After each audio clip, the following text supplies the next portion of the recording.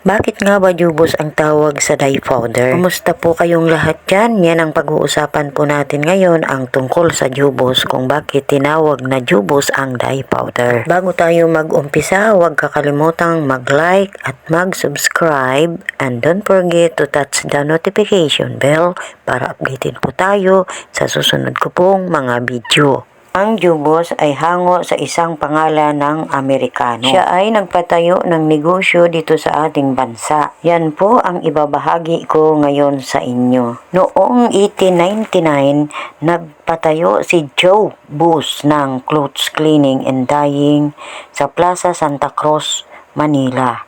Ang kanyang shop ay simple lamang. Ang pangalan ng Amerikanong ito ay si Joe Bus. Yan po ang kanyang pangalan.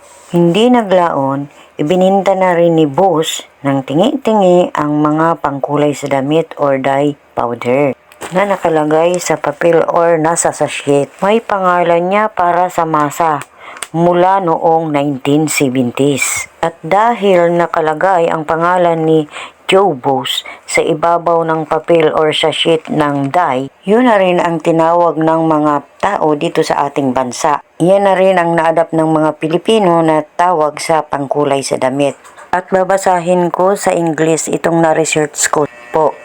Ito po yun. In 1899, American Joe Bus put up a clothes cleaning and dyeing at Plaza Santa Cruz, Manila. The shop simply bore his name and the slogan, "Take that stain to Joe Bus, the cleaner and dyer that pleases." But it was the dyeing service that proved to be so popular that by the 1920s, the proprietor emphasized that special service by branding his shop Joe Bus Dyer and Cleaner. The shop also sold dye powder in paper sachet bearing his name for easy do-it-yourself coloring projects at home. As late as the psychedelic tie-dyed 1970s, people called commercial powder dyes as Jubos, an unconscious tribute